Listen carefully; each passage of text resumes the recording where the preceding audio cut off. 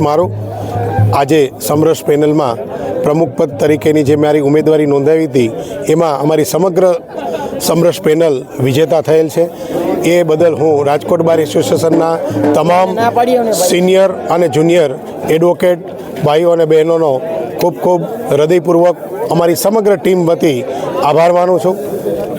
નવા કોર્ટ બિલ્ડિંગની અંદર જે સુવિધાઓ હોવા છતાં હજુ સુધી શરૂ થઈ શકેલ નથી, એ સુવિધાઓમાં ખાસ કરીને એટીએમ, પોસ્ટ ઓફિસ અને બેંક એમની તાત્કાલિક શરૂ થાય એ સંદર્ભેના પ્રયત્ન કરીશું।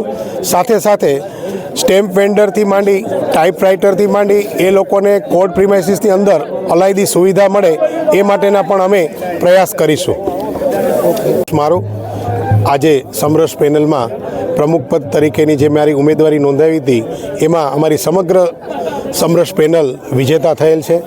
એ બદલ હું રાજકોટ બાર એસોસિએશનના તમામ સિનિયર અને જુનિયર એડવોકેટ ભાઈઓ અને બહેનોનો ખૂબ ખૂબ હૃદયપૂર્વક અમારી સમગ્ર ટીમ વતી આભાર માનું છું।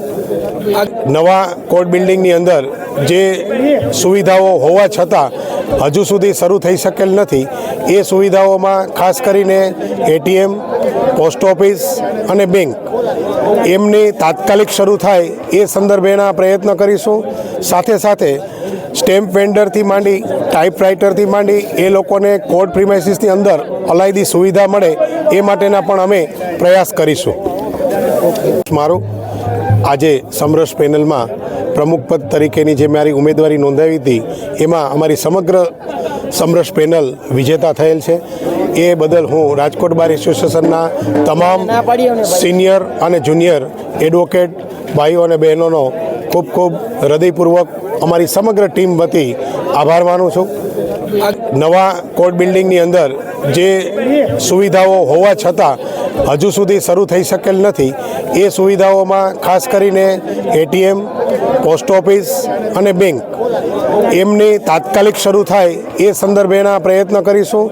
સાથે સાથે સ્ટેમ્પ વેન્ડરથી માંડી ટાઈપરાઇટરથી માંડી એ લોકોને કોર્ટ પ્રિમાઇસીસની અંદર અલાયદી સુવિધા મળે એ માટેના પણ અમે પ્રયાસ કરીશું। મારું આજે સમરસ પેનલમાં પ્રમુખ પદ તરીકેની જે મારી ઉમેદવારી નોંધાવી હતી એમાં અમારી સમગ્ર સમરસ પેનલ વિજેતા થયેલ છે। એ બદલ હું રાજકોટ બાર એસોસિએશનના તમામ સિનિયર અને જુનિયર એડવોકેટ ભાઈઓ અને બહેનોનો ખૂબ ખૂબ હૃદયપૂર્વક અમારી સમગ્ર ટીમ વતી આભાર માનું છું। નવા કોર્ટ બિલ્ડિંગની અંદર જે સુવિધાઓ હોવા છતાં હજુ સુધી શરૂ થઈ